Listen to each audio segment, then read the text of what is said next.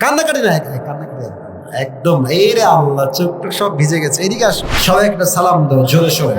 আসসালামু আলাইকুম সকলকে। মাশাআল্লাহ। এবার তোমার নামটা বলো। আমার নাম মোহাম্মদ মুশফিকুর রহমান, আমার বাসা হচ্ছে খালু। আমার স্ত্রী সম্মানিত শিক্ষক মাশাআল্লাহ। বসে আছে। সারি বসে আছে তোমার পাশে। মাশাআল্লাহ। আল্লাহ তাআলা তাকে নেক হায়াত দান করুন। সকলে পড়া আমিন। আল্লাহ স্যারকেও কবুল করুন। সকলে দিল খুলে পড়া আমিন। আচ্ছা প্রিয় ভাই, তুমি বলো যে আজকে আমরা কত নম্বর পারার থেকে তাফসীর শুনেছি? 30তম পারা। মারহাবা বলেন। হ্যাঁ, এই তো সাউন্ড হচ্ছে ভেরি ভেরি অ্যামেজিং। মাশাআল্লাহ। তুমি বলো এই সূরাটা কত নম্বর সূরা? এই সূরাটা হচ্ছে 94তম সূরা। এই সূরার আয়াত সংখ্যা মোট কয়টা?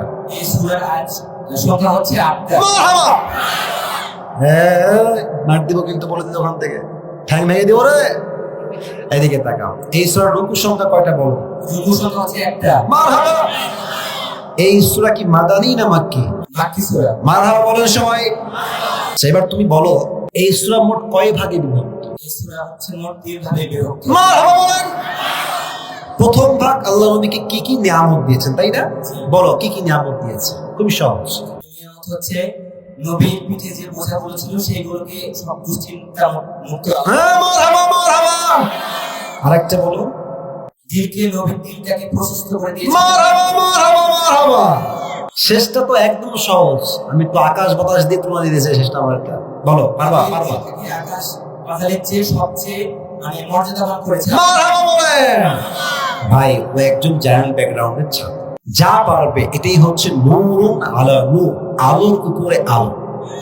আমি আসিফ হাফেজ, আমি কয় মাদ্রাসায় পড়াশোনা করেছি। আমাদের ব্যাপারটা আলাদা, আমাদের লাইনটা কেটেছে এই লাইফ।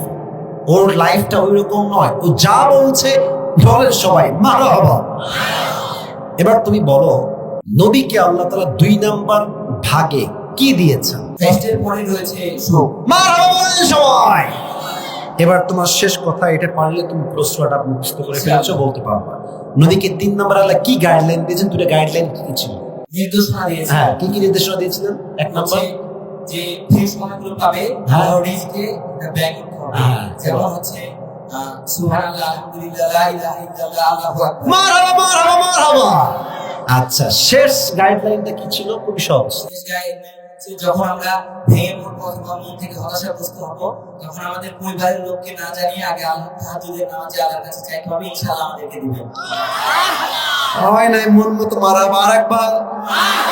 আরেকবার বলেন মারহাবা। আল্লাহকে দিনের দায়ী হিসেবে কবুল করো। সকলে পড়েন আমিন।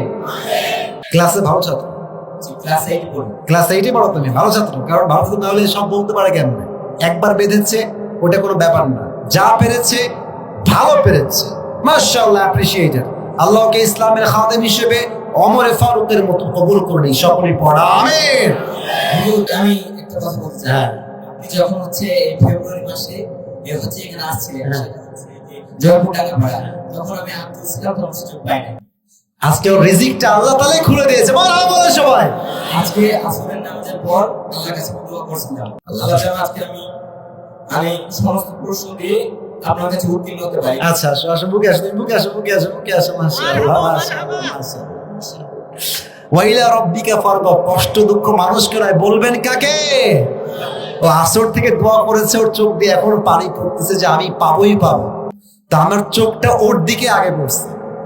এত মানুষ, আমার চোখটা ওর দিকেই পড়ছে। এর মানে কি? আল্লাহ তার দোয়া কবুল করেছেন। নওগাঁর ভাইরা, আল্লাহকে কবুল করে নি। সকলেই পড়া আমিন। একটু নিচু হও, তোমার টুপিটা আমি পড়াই দিই। হ্যাঁ, কান্নাকাটি না, কান্নাকাটি একদম না। এই রে আল্লাহ, চোখ টোক সব ভিজে গেছে। এদিকে আসো।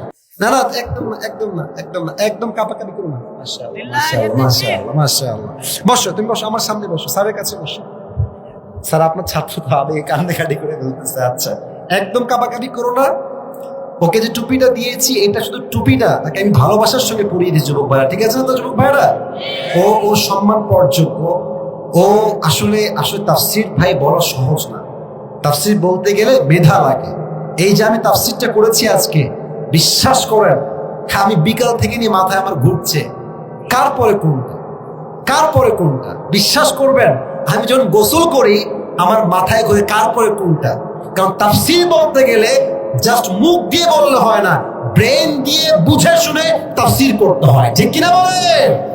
আমার পুরো ওয়াজ সে মুখস্থ শুনিয়েছে, আল্লাহকে নেক হায়াত দান করো, ইসলামের দায়ী হিসেবে কবুল করো। সকলে পড়া আমিন।